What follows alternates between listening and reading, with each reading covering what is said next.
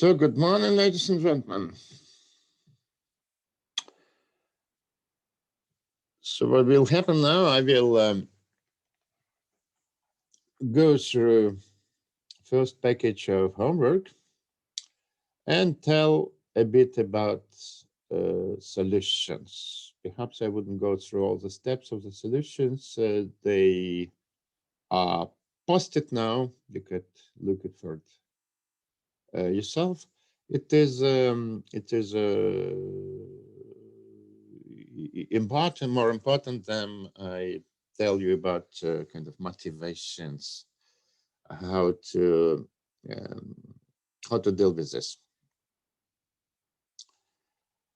which method to use, what has to be a storyline. I also need to know that this homework is kind of more difficult than you get during the exam. And the difficulty is mostly owing to significant amount of calculations which you need for homework. Everybody understands that during the examination you are stressed, you're not, and stress is not very good for calculations. Everything would be much simpler. But for instance, the skill of making the equations before solving them, that skill is required. Fine, sir. Let me just tell that we don't have that many participants. I suggest that you just speak up if you have a question. Me too. Also, I have a pool running, which you might want to attend. There's also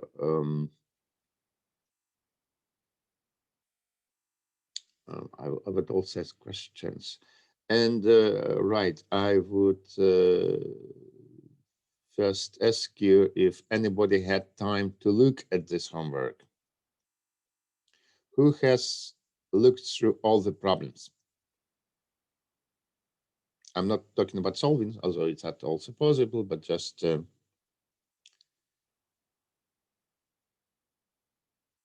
yeah, if you wish to talk, you should unmute yourself. I did not look at it at all because, I didn't have the opportunity yet. So that's unfortunate, but I'm sorry. That doesn't matter. I was also kind of, I thought I have posted it, but that was a wrong link. Okay, let me formulate it differently. Can I assume that nobody has seen the homework posted? Or is there anybody who had a quick look? Okay, I did it at least. But anyway, let us see what we have. Right. As I said, there are not so many participants today's it's also rather unusual time. Actually, for me, this is rather inconvenient time.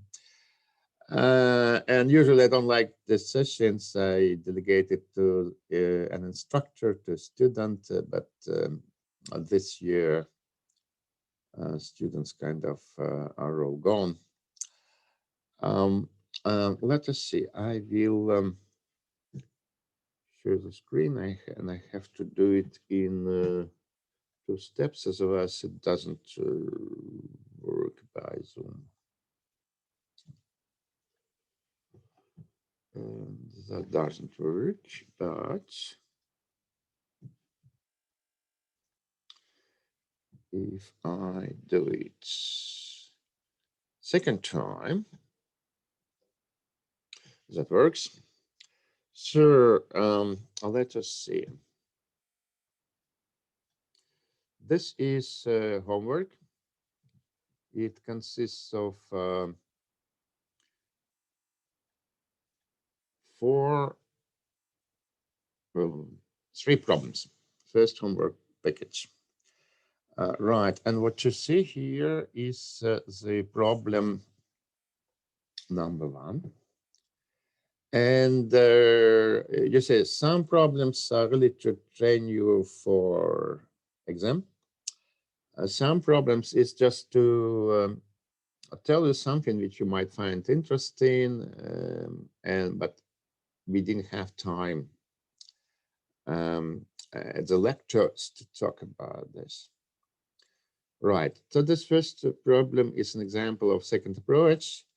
It is just to talk about noise, current noise in the conductors, in the nanostructures, and computed from what we know. So what we know, right? What we know is a characteristic function. Huh? That doesn't react as I want.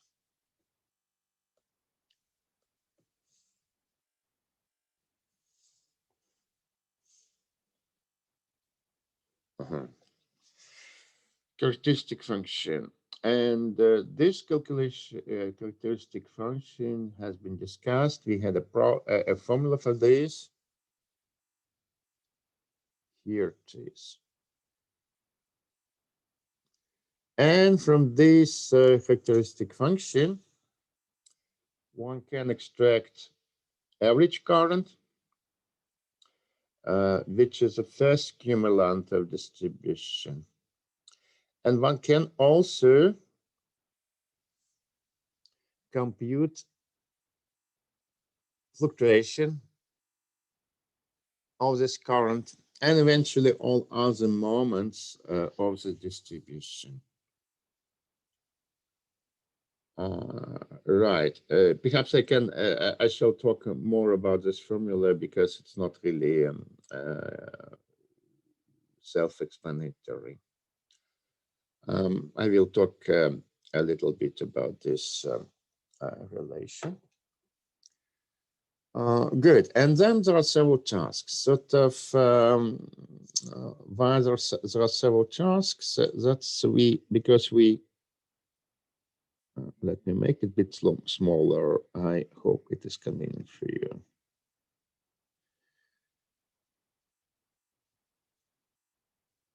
Yeah.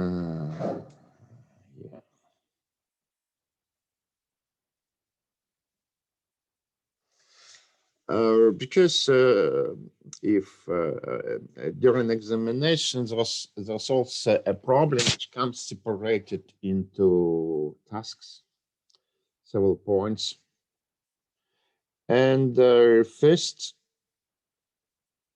point is usually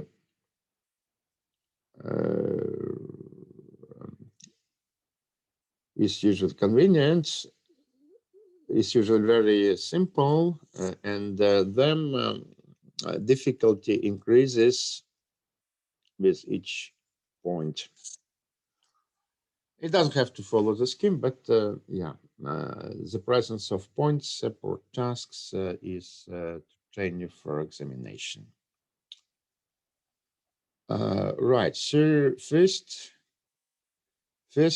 task is to take this formula and derive something from that, namely the average current. And for this, it looks like we have to differentiate this expression with respect to variable I, and right, you get average current. Let me just take separate piece of paper and explain why it is so. That's very general. You can see the same method also in probability theory and in course, which is very much related to the probability in the course of statistical mechanics. Perhaps you remember this from this course. What is all about? First of all, we have probability. Probability that in a certain time window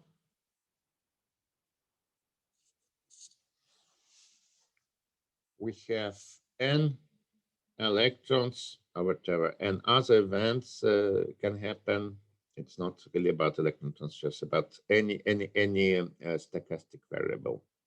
Probability is that we have n electron transfers.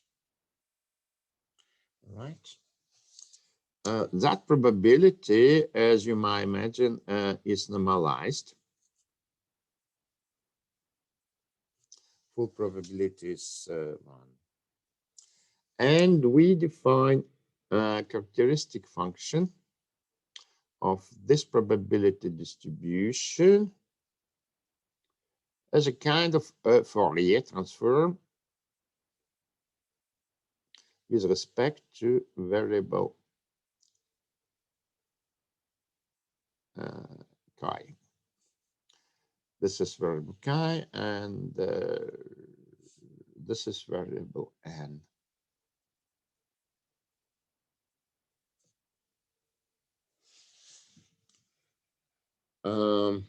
Very well.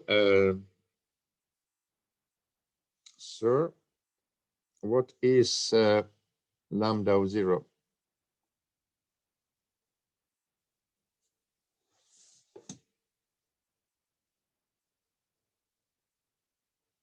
Speak up if you find it convenient.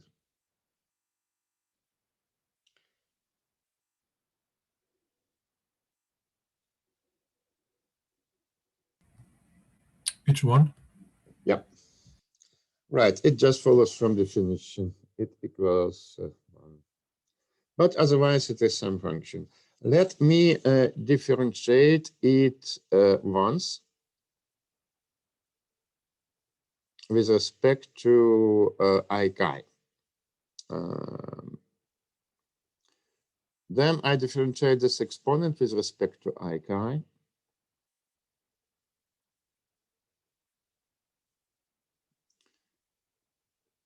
Look what I get.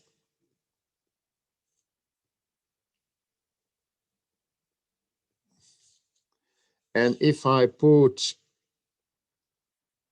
chi to 0, that means that becomes 0, that become 1. What I get is the average of n.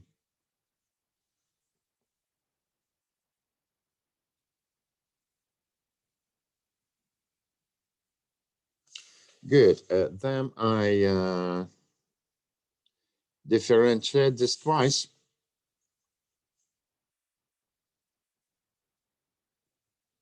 Before setting chi to 0.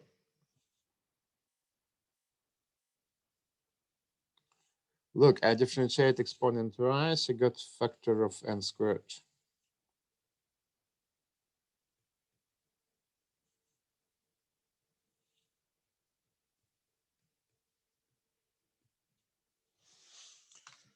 Good. This is called moments of the distribution. First moment, second moment, one can differentiate it more and get more and more degrees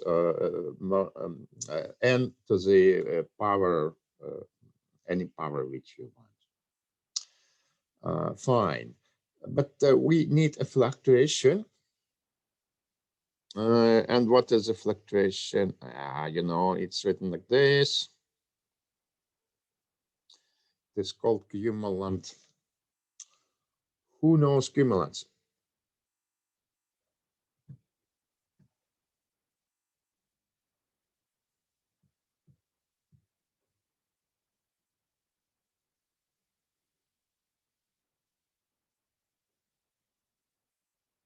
Um,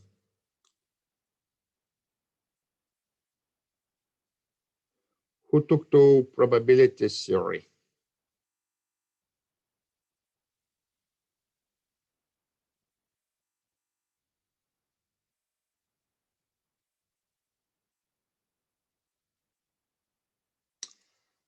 Uh, you must be joking.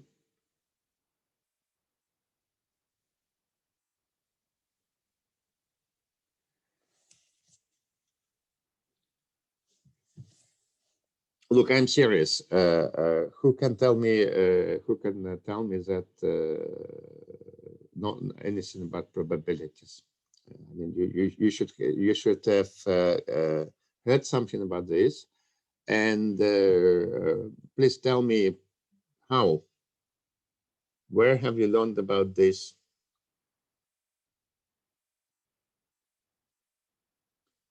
What was that? Spring or autumn? In the bachelor, was it a separate course?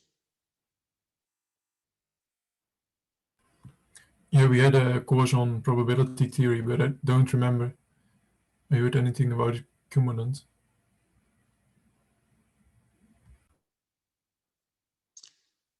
Fine. Anyway, we won't need anything except the second cumulant. And what is this? This is fluctuation. It's average n squared minus average n to the power 2.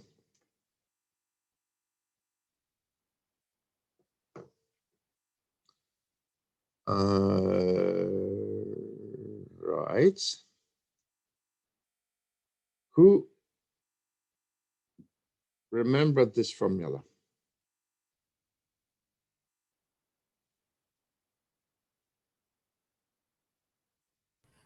It's the variance. Mm-hmm. All right. Who does not remember this formula? Please don't hesitate.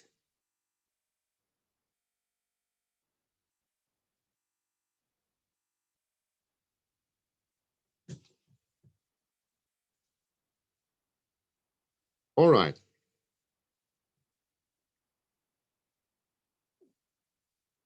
Computing estimations. Good. I'm really very much surprised. So let me concentrate on this formula. I think that you got enough of it. And since you don't answer me,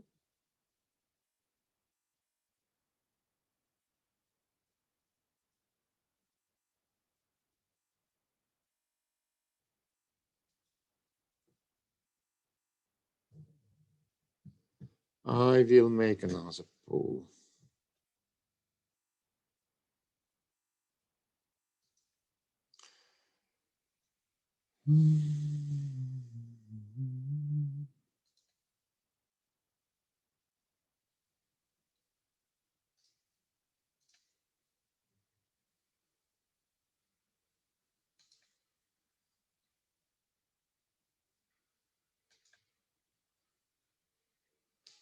No. Looks, I cannot get rid of it.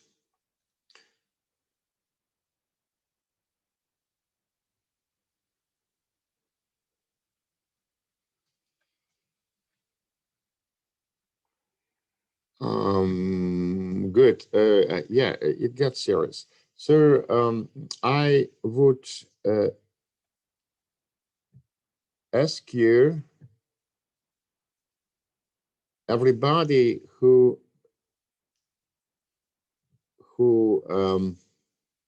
remembered this formula, please type yes into chat, and I just count the number of yeses.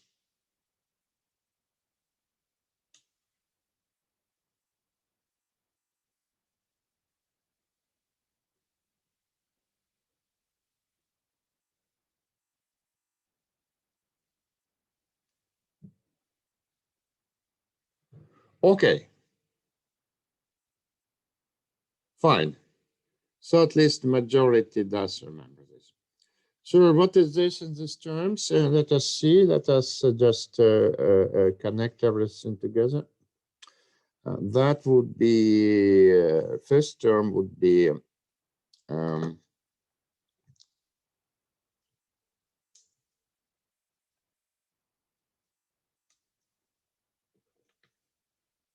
second derivative.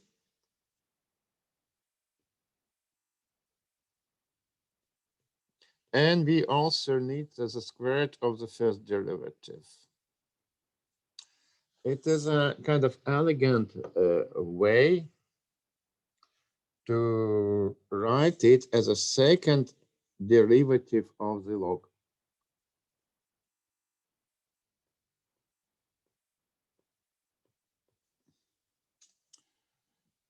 Generally, and this relation is actually very important in statistics, in advanced statistical theory.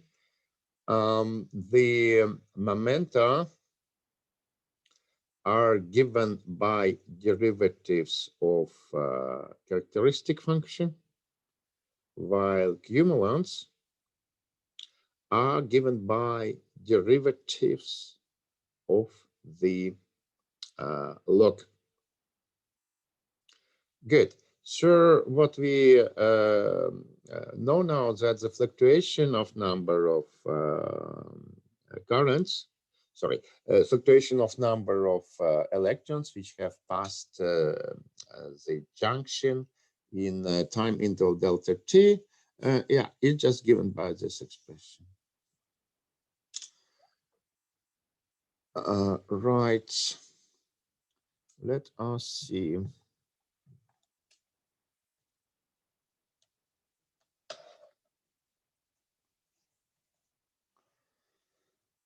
So, first of all, we need to deal with point 1. And let's go to solution. I hope I remember where it is. Yes. Good. First of all, there are some technicalities. Let me make it a little bit bigger.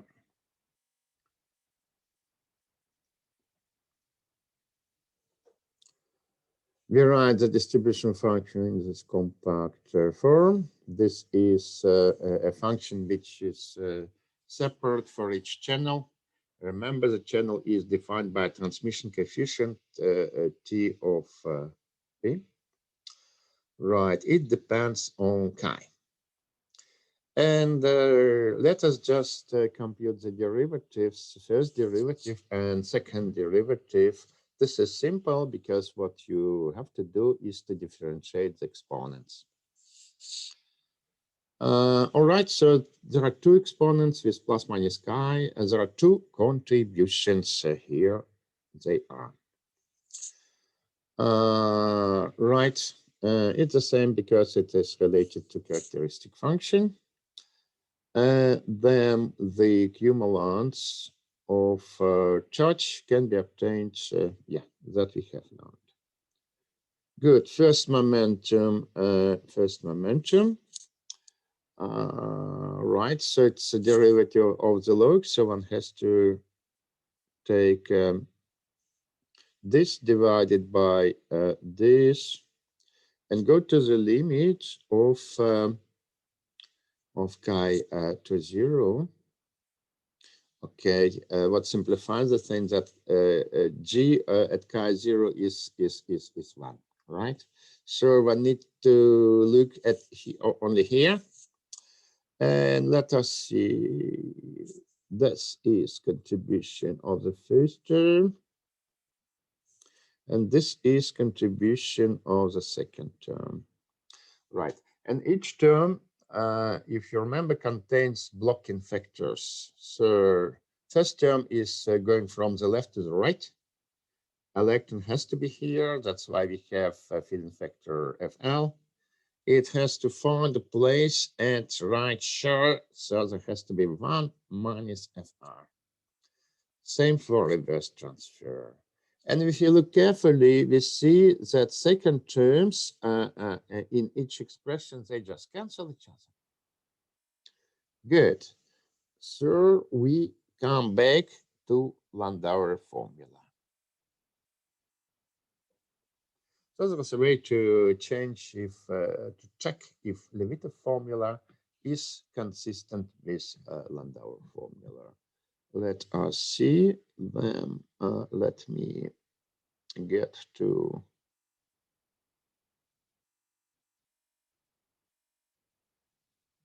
Is it the same slide? Okay.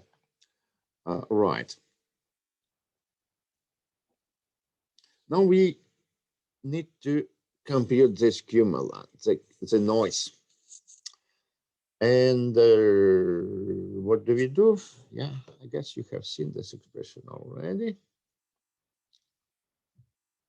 Shall I make it bigger? I guess I can. I guess I have to.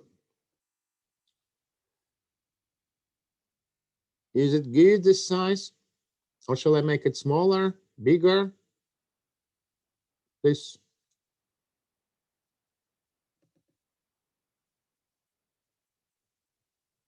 Very good.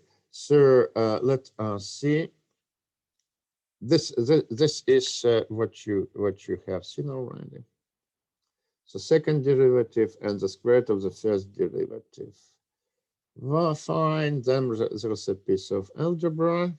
We have computed already the derivative at previous page. Again, we have combinations of hidden factors and different powers of transmission coefficients. Something which comes with first power and something which comes with second power, and different combinations of hidden factors. And okay, now I have to make it smaller a bit. Wonder if it's still possible.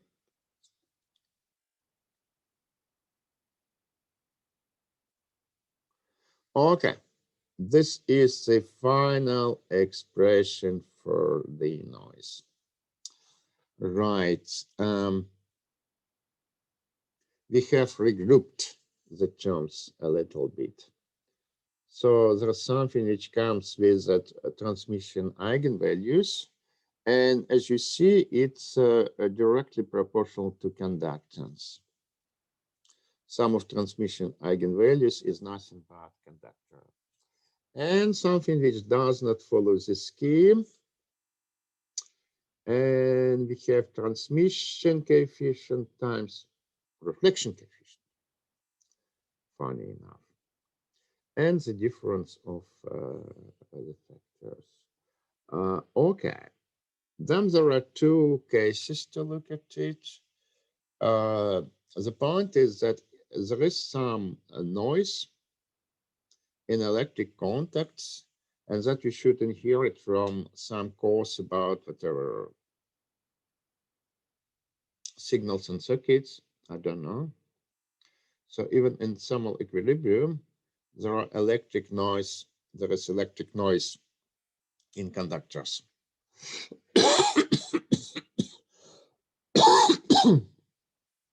So we can compute it, assuming that hidden factors are the same from both ends, and that they satisfy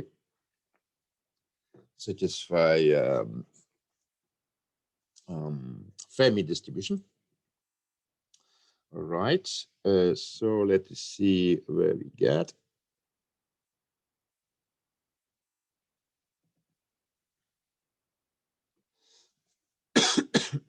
We just need to make an integral over energies, and all transmission coefficients kind of go to conductance. That's what we got. A very logical formula. The more temperature you have, the bigger the noise is. More conductance, more possibility for electrons to move, more noise you have. Right. This is called as it stated, Nyquist Josephson noise or Josephson Nyquist noise doesn't have to be ordered anyhow. And this is a common property of all electric conductors. Fine. Right. Another case, if we have temperature which is much smaller than the bias voltage we apply. And in this case, eventually all electrons go to one side, to the side which is set to voltage. Well, here they go back to back.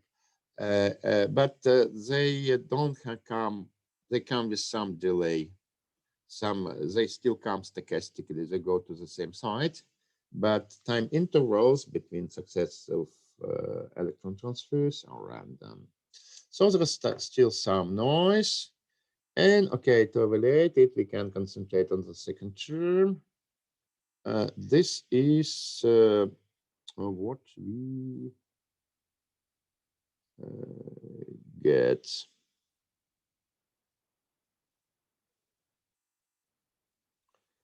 Right, current noise. Oh, I have to switch to other page.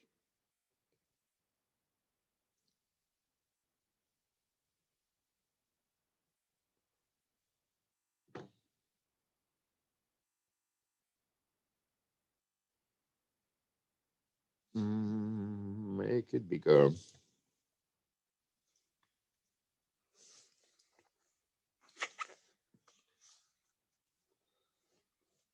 Current noise.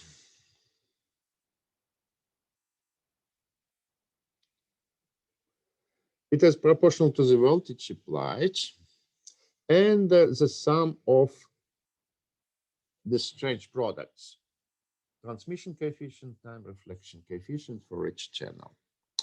One can rewrite it as follows. One can divide it by current, which is the same times conductance. Right? That's how one comes to this illuminating formula for short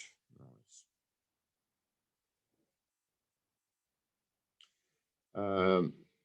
Actually, we have discussed these two limits in the lecture. Let us suppose that all transmission coefficients are small. Then we can neglect second order term here. Then we just get that noise is directly proportional to the current. This corresponds to independent electron transfers in the same direction.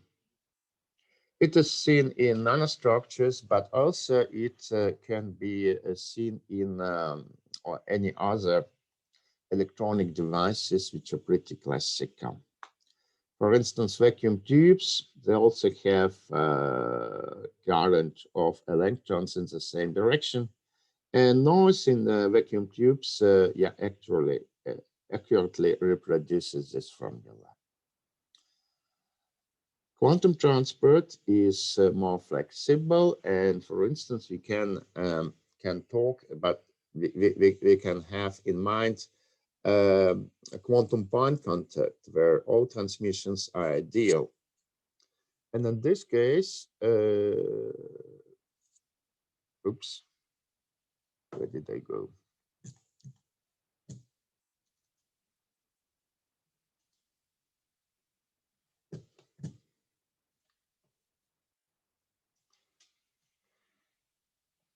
And in this case, we have zero noise. This factor completely cancels the noise. This is also what we have discussed shortly in the lectures. In point, Electrons are waves. They have a certain value of momentum. They just go through contact without any fluctuations of the current.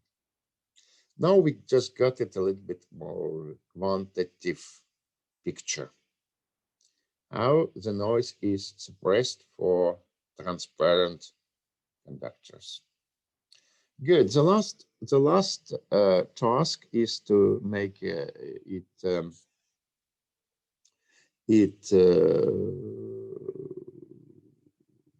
kind of toy experimental problem. We know that there are two transmission channels in our nanostructure, and we want to understand what are these transmissions. Right? We measure conductance, which has appeared to be half of the conductance quantum. And we measure noise, which corresponds to this field factor. Right? Then for these two transmission coefficients, we have two equations. The sum of those is conductance, and that combination corresponding to this one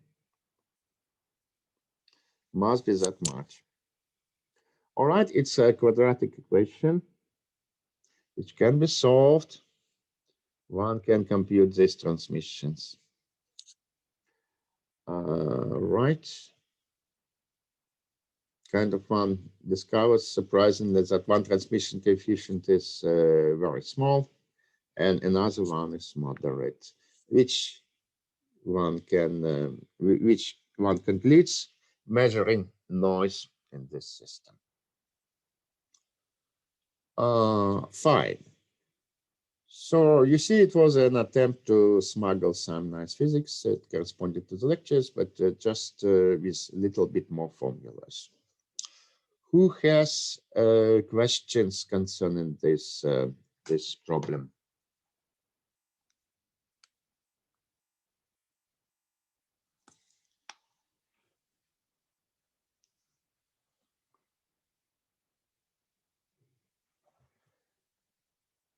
Looks like nobody. Right, let us see. I guess we'd better make a break right away for 7 minutes. I want to stop to pause the recording. Good. Let us go further. So next two problems is about scattering. And there is indeed a chance that the problem about scattering will be a problem in your exam. It could be kind of a long problem, kind of like presented, or it could be just a part of the problem, which is about scattering. Fine, that's why we try scattering. And let me remind you about this, about scattering in general. This is a circuit, quantum circuit, which we have seen in the lecture. Right. What was that about? It's a circuit with two terminals. So electrons can come and go out from both terminals. And then they scatter in some scattering nodes, I would say. As you see, this is made from two beam splitters, And each beam splitter, they're supposed to be the same, is given by this interesting matrix. So as you remember, for beam splitters, it must be 3 by 3 matrix. There are 3 waves coming to beam splitters, 3 waves are reflected. To keep everything simple, which perhaps not a good idea in this case, we have chosen symmetric beam splitter. So these are reflection amplitudes and transmission amplitudes, and they're all the same.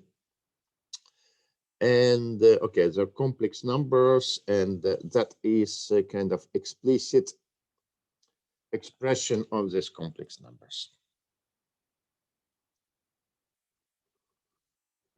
In terms of some phase phi, characterizing the splitter. Good, and the splitters are connected like this. So when electron travels in upper arm, it becomes a phase.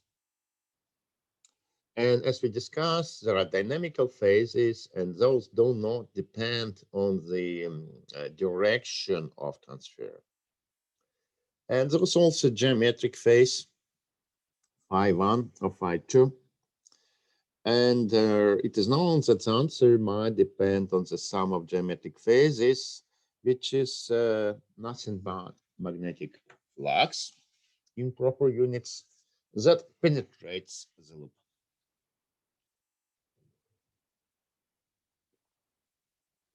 Fine. This is an example of a scattering problem. And I will remind you that there are 2 ways to solve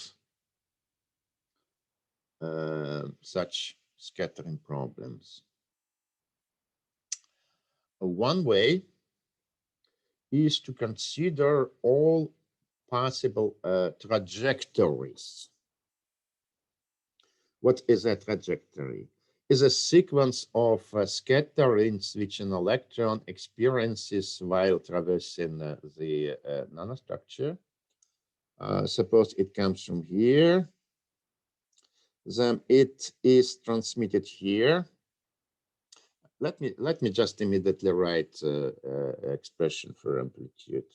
It is transmitted, so there is transmission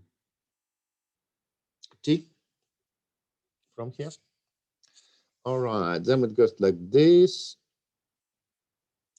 It picks up this phase vector. And yet another transmission, and it is out. So eventually we can already start answering the first question. All right, that's one possibility. Another simple possibility is to go through down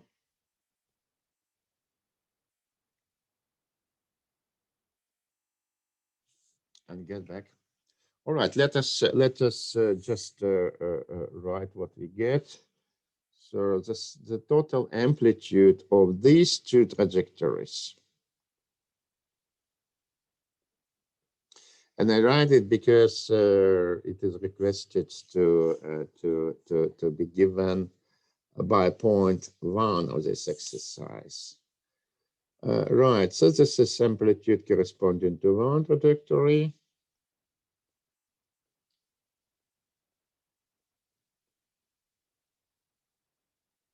Let's see, plus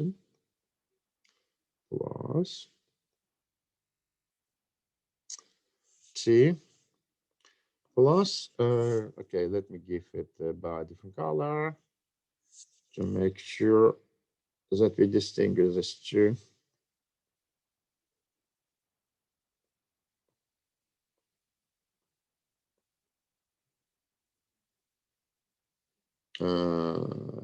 And okay, it's minus fraction.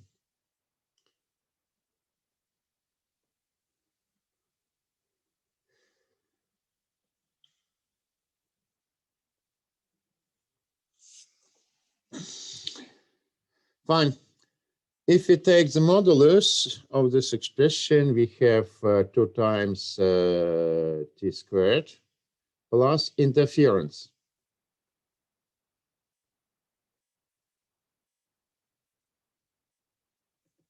And we've been talking in the lecture about interference of these 2 trajectories. Good. But, and this is more or less the point of this problem, there can be more complex trajectories. And yeah, we could sum up it. You remember for a simple problem with two double barriers, right? You remember this. Then all trajectories can be distinguished by number of bounces they make between these two junctions. Here it is a bit more complex situation, but nevertheless the problem suggests that we still sum up trajectories. Good. So summing up these trajectories is one way to compute scattering amplitudes. Another way is to make a long system of linear equations, which is for all amplitudes involved. So we have, for instance, amplitude of incoming wave, which is 1. We have reflection amplitude. We have transmission amplitude. And in each point and in each direction, we can have a variable, right? Like just put dots instead of variables. Those are yet unknown amplitudes. Good, and we make equations by utilizing scattering matrices. So one equation is about beam splitter, and it relates 3 incoming amplitudes to 3 outgoing amplitudes.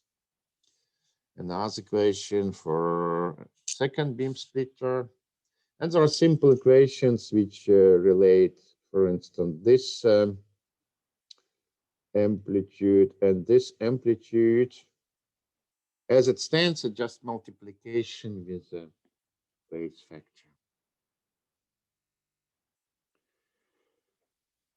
Good. So plenty of equations, but in distinction from trajectory method, this is automated. You can immediately write down the equations and then solve it step by step.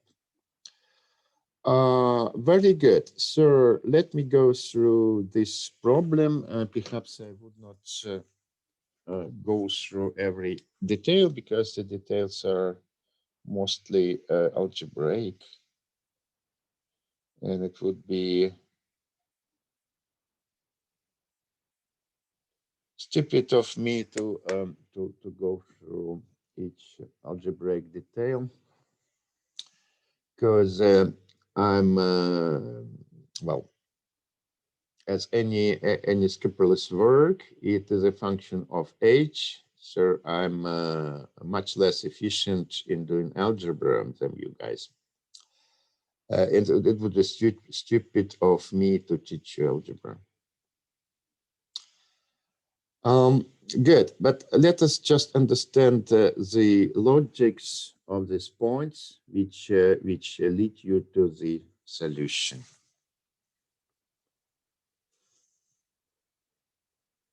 Good. Let us now focus on the trajectories in which an electron from terminal 1, okay, we have it, first enters the upper arm, okay. Indeed, it has 2 ways to go, either to upper arm or to down arm. And we consider amplitudes for an electron that enters the left beam splitter, goes to upper arm. Okay, that's the beginning of the trajectory, and exits the right beam splitter either through upper arm or down arm. Okay, so in principle we have 4 possible amplitudes of the sort. 2 ways to go through first transmitter, 2 ways to leave through the second transmitter. And the transmission coefficient, as you know, it will enter all transmission amplitudes only twice, right? So it has to enter, that costs transmission coefficient T. It has to exit, that also costs transmission coefficient T.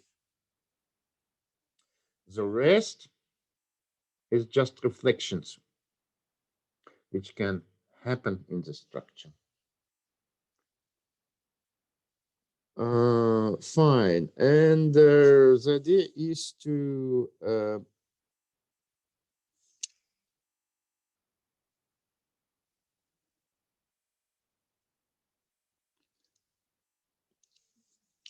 count the number of reflections which is experienced by each trajectory. Let us see what we have to do. T U U with one reflection. Is it possible? Let us see. It has to start here, and it has to end here.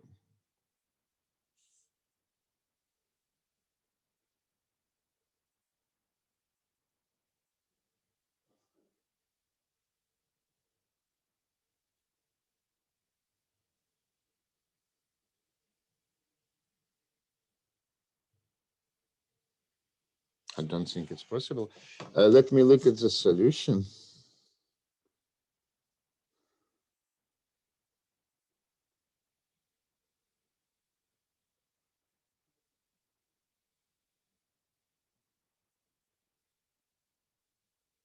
Okay, it's a number of round trips rather than a number of reflections. Sorry. Let me come back to this. It is a number of round trips. So in fact, it can be done with 2 reflections. Okay, it starts here. It goes here. Then it might differ. It may be reflected back to upper arm, reflect another time. Okay, it's a round trip, and it exits the junction. Or let me do it with a different color. Again, UU. It goes here and is reflected to here. Makes another reflection and comes back to viewpoint. Okay, fine. Let me check if it makes sense. Yeah.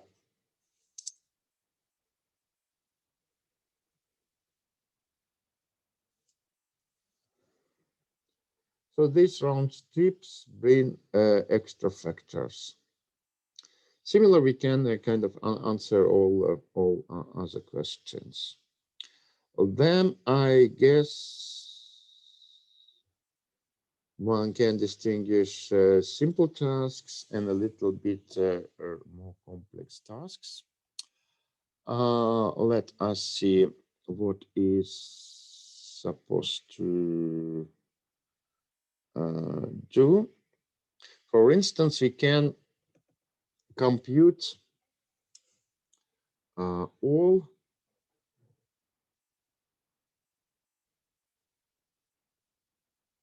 trajectories which go between these two terminals.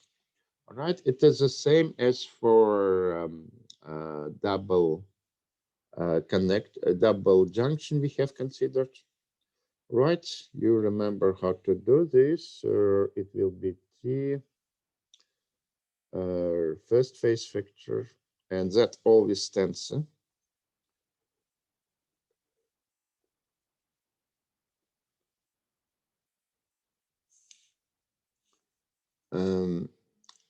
And I immediately write the second T, which describes the fact that it goes out of the bin splitter. Then what do I have? If I go directly, I have only this phase factor. If I make a round trip, okay, I have two reflections, and also I move in opposite direction.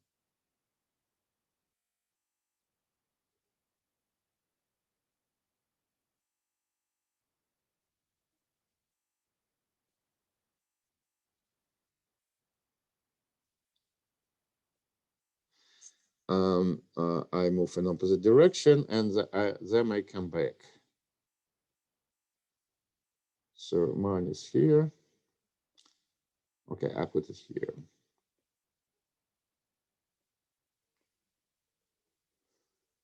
So eventually phi one disappears from these two terms. All right, the same one can do here. But of course, the possible history of trajectories is more complex because they don't have to bounce within each arm. They also can go there and make round trips and all that. Let us see if there's a simple way to do this.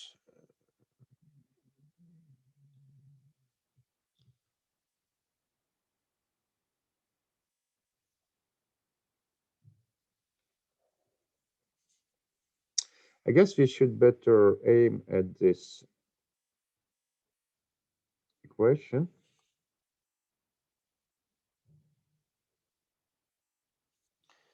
Which is obtained with, if you follow the exercise, which is obtained with a lot of work. But in fact, it is simple. Let us see if I can sketch the D here.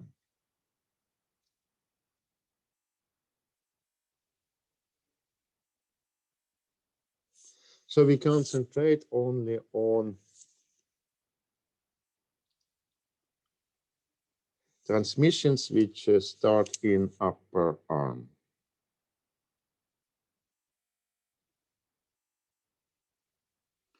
Okay. It can go directly to you.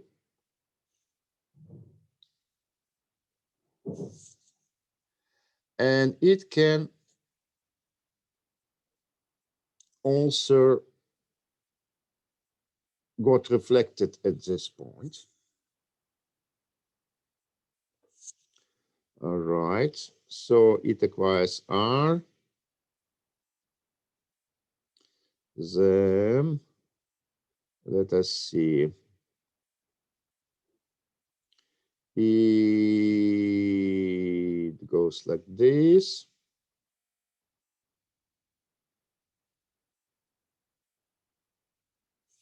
Then there is a crossroad. It can go like this, and then it becomes TUD.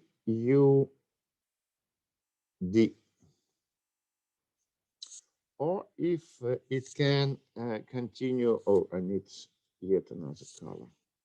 It can continue like this. So it ends up here. In this case, it contributes to, again, TUU. So it gives these two elements in matrix Q, right? First element, diagonal element, is a combination of vectors corresponding to yellow line. A non-diagonal element is the contribution of blue line, right? So there is another way to sum up these amplitudes, these trajectories, in fact. One would just derive this closed equation for these trajectories. Good. Let us see if I have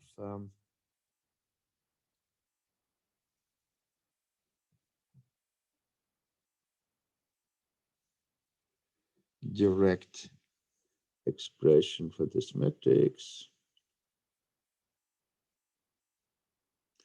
Okay, here it is. It is defined, as I said, by considering extra, what to say? What will happen with transmission probability upon next round of reflections? Fine. Then what do we have in this problem?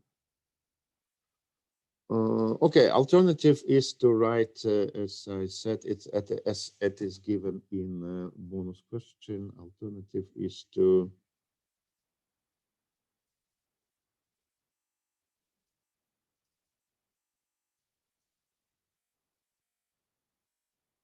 oh, it's not written here. Alternative is to write all possible equations and solve them. It is not implemented here, but well, it is discussed in second problem. Well, which is in fact very similar. I wonder if I have to discuss this in detail. It has the same structure.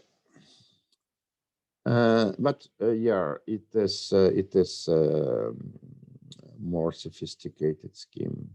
So let's see on the scheme.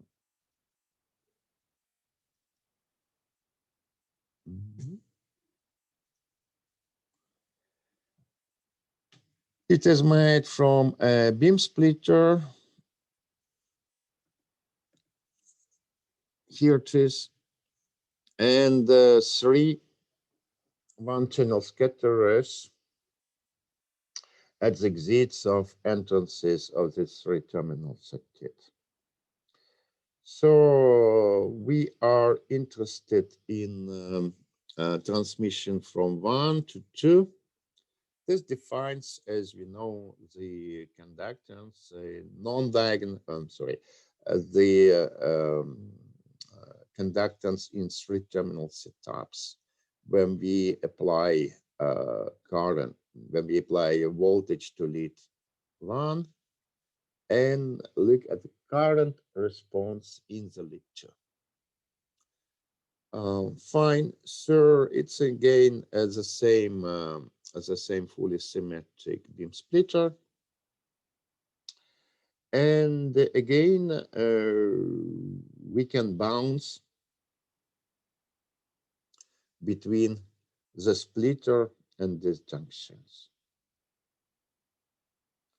So what would be the possible trajectories? Well, one trajectory, obvious trajectory, just goes like this. So first transfers the splitter. Sorry, first transfers the scattering, and let us see what does it give rise to. It is T.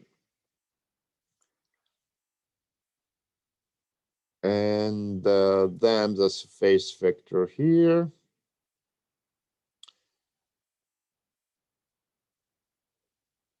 From beam splitter, we got T naught, this phase vector, and again transmission coefficients. Besides, there's plenty of reflections which can happen in the circuit. It can bounce between these two, but then it can be transferred here. It can bounce between these two. It would never leave the CML3. Yeah, if it is left, you cannot get it back. Right, sir. All trajectories differ by number of scatterings. So one can sum up also trajectories with equations of this same kind. I wonder if I can talk more about this. In this problem, I guess there's also a possible example to to compute it with a different method. So perhaps I'd better outline how to do this.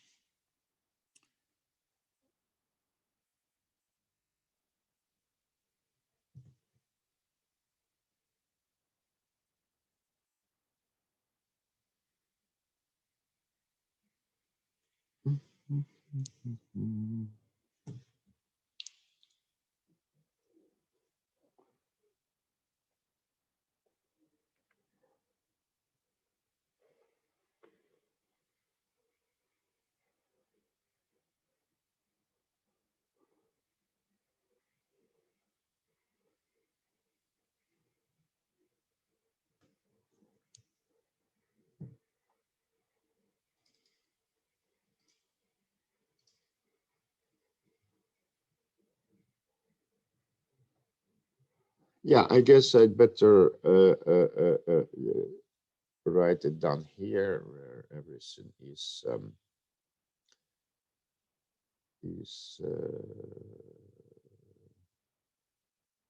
clear. Mhm.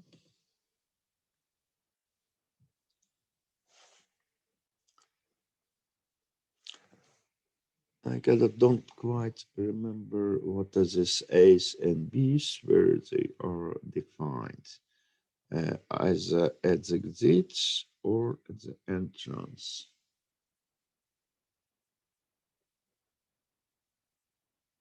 Okay, A and B are defined as a beam splitter. Good. So let me zoom in it and let us recall how we make equations. First, equations for beam splitter.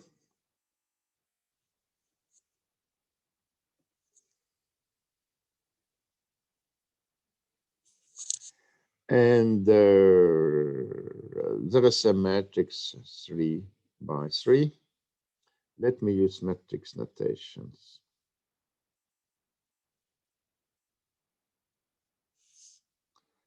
It takes all incoming waves.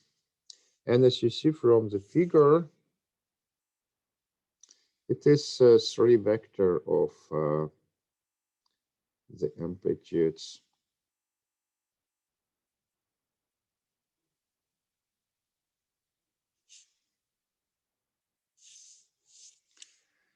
And well, this gives B's outgoing waves.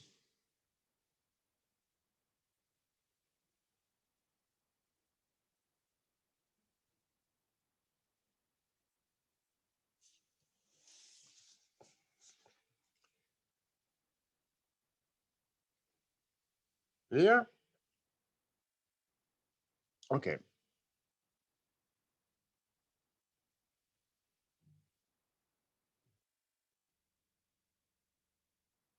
Let us see what the scattering 3 gives to us. Let us see. So what are incoming waves? Let's figure it out. There is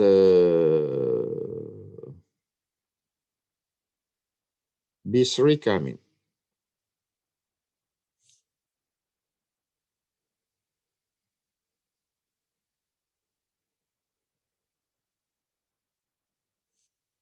Anything else? No.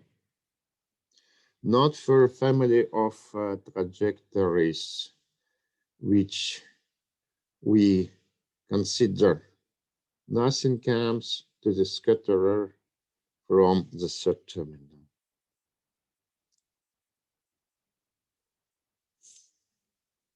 Good. We have this S here. And what are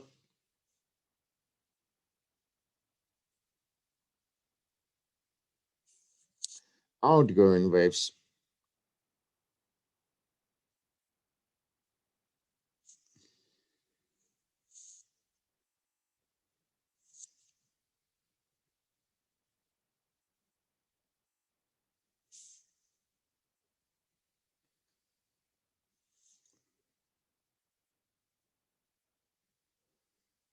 Let's say I have to figure out reflection.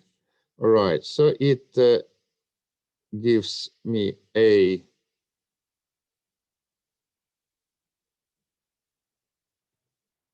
three. Oh, I've forgotten one thing. These B's and A's are defined on the beam splitter. One has also to take into account these phase factors. This is what I've forgotten. So the wave coming to the scatter 3 is eventually with a scattering factor, with this phase factor.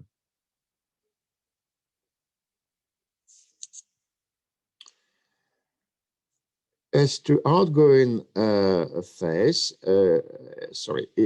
as for outgoing wave, it will be A3 if it kind of passes this part. So it will be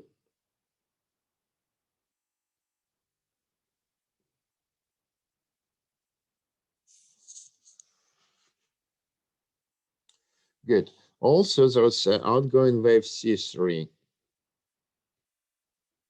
But that doesn't enter our balance. We don't have to know about the amplitude of this wave. It's not reflected. It doesn't contribute to amplitudes we consider. So we can neglect the condition which we have here, right? With this condition becomes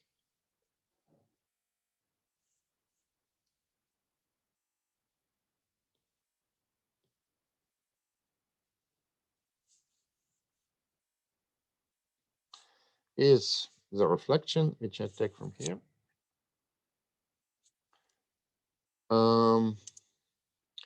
B3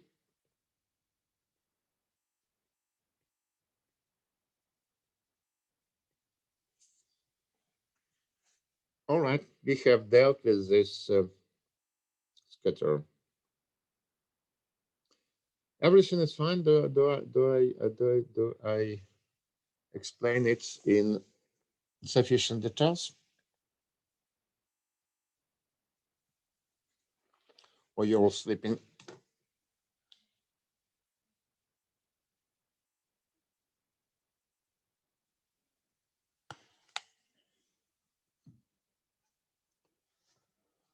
Looks you're all sleeping. But anyway, so there's a condition of this. So we have dealt with beam splitter and this connector. Let me go to this one. And yeah, it's pretty similar to what we just did. It gives us the relation between A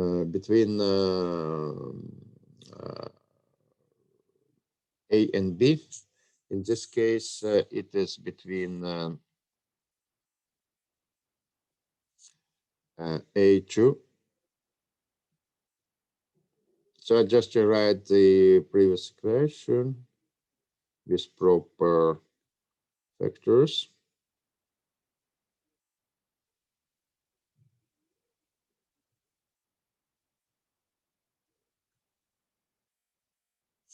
But besides, the outgoing wave is important for us. So we need to write it down. How do I call it? A full transmission amplitude. Let me call it capital. Capital T is not very good. Full.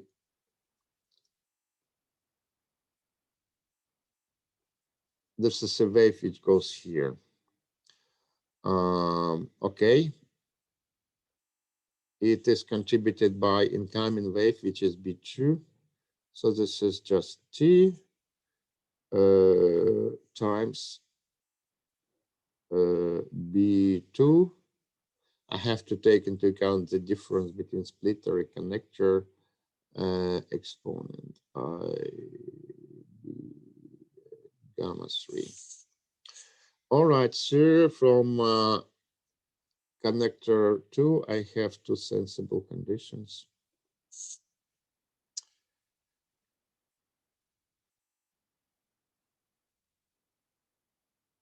Let me go to scatter 1. Need some space.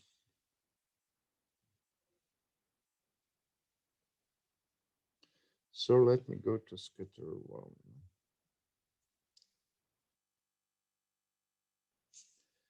What are incoming waves?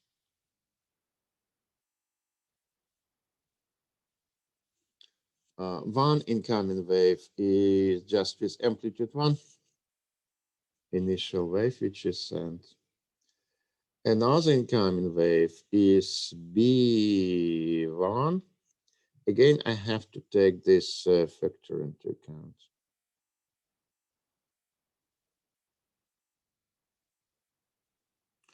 Two incoming waves. What are outgoing waves? It is reflected wave, and we don't care much about reflection amplitude. We concentrate on transmission amplitude. It's a reflected wave, and let us see. Yeah, A1. Again, we have to take into account phase factor. It goes there, so it is with minus.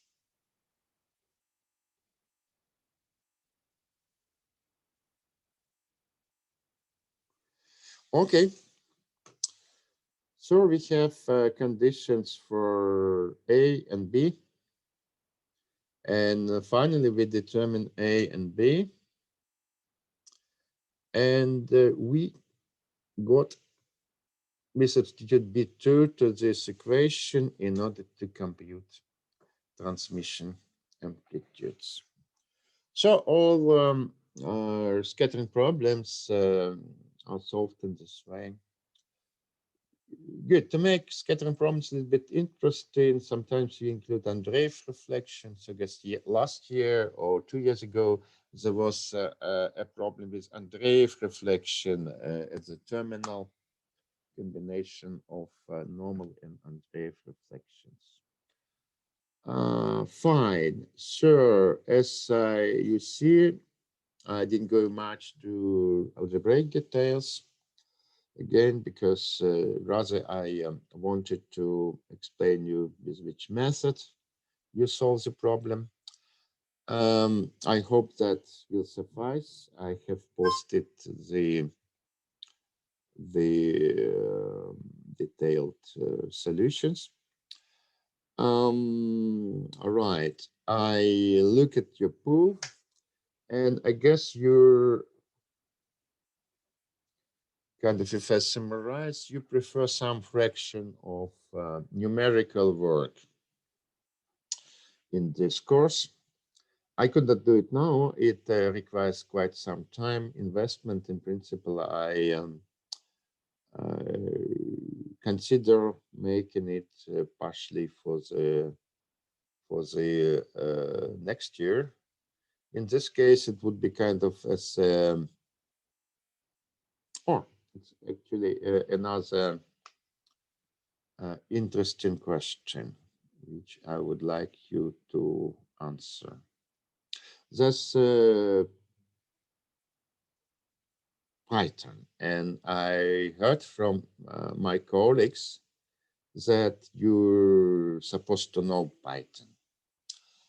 First question, if it's really so. So please type yes if you think you can positively answer this question. Python programming language. Yes, I do, but maybe it's better to ask a bigger pool on the lectures. I didn't get you. Yes, I mean, I think I don't know how to use Python, but maybe it's better to ask to a bigger pool. I guess I don't know if that makes sense to you. Right. I kind of sometimes people teach students to Python and they kind of naively assume that they can recall it in a couple of days. All right. When I was a student, we don't have Python. It's like a later reflection. We have Fortran, formula translation language. Perhaps you can have heard about this. Still, old packages, Fortran packages, are applied in science. And as a matter of fact, only in university years, I have to learn this programming language at least 3 times. Because, yeah, students are young people, you can just learn something, you pass examination, and in 3 days, this extra knowledge just evaporates from your head to make place for something new, for some new impressions. So it would be interesting to understand whether really needs Python.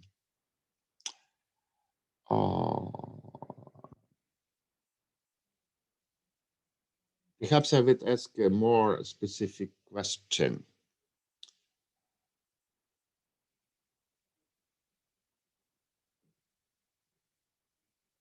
Who of you can use Python package with its description, but without really looking into scripts? I think I lost your connection, so I didn't hear the question. You did? I didn't hear the question because the connection, I lost the connection. I don't know if it was mine or yours. You didn't hear the question? Yeah, exactly. Right, so Python language, it comes with libraries which are called packages in Python. So suppose you have kind of description of this library. And you're supposed to use scripts from this library without actually looking at the scripts. Is this something which you can do? Is this something which you had experience with? Personally, yes, I do. Okay. Here in Delft, I think I didn't do my bachelor here, but here in Delft, I think that like for one of the basic courses, which was finite elements, the final project was in Julia, which is a language similar more or less to Python, and the lecturer gave us a package for it that I think he wrote, and we were supposed to only use the package about it and not actually understand what was going on behind the curtain. Mm-hmm. I would, Okay. of course, this is my experience. Then maybe if it's like a complex package, once the installation instructions are provided, it is doable. Also, we did the same. Now that I remember, for quantum communication, there was a final project, and they gave us a software they're developing. The group of Stephanie and. Mm-hmm. And we were using that. There was some documentation about it, but yeah. So I think also here in Delft we kind of have some experience. What is your emotional experience with this kind of teaching? Do you like it? Do you hate it? Or are you just neutral? You mean the project thing? The Or numeric- with the fact that you need to use software numerical calculations in your projects? I guess it depends from software to software. Like for example, in the quantum communication project, there was a lot. There was some documentation, so it was easy to understand it, even if I had an experience with it before. With the finite elements um, package, there was basically no documentation, so Oh, I didn't know what was. If I had a problem, I didn't know what was it. So yeah. that makes it a brain teaser, very stimulating for education. Yeah. No, but yeah, I mean, I guess that I kind of like it. It can be quite time consuming, and also, but yeah, I think that the package that is being used is relevant actually.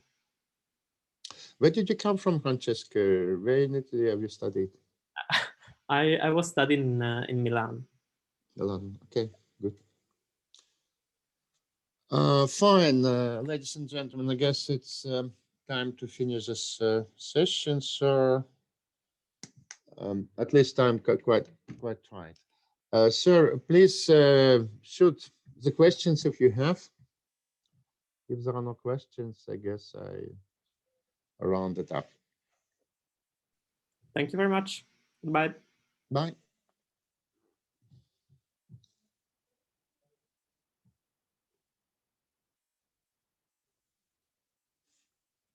Goodbye.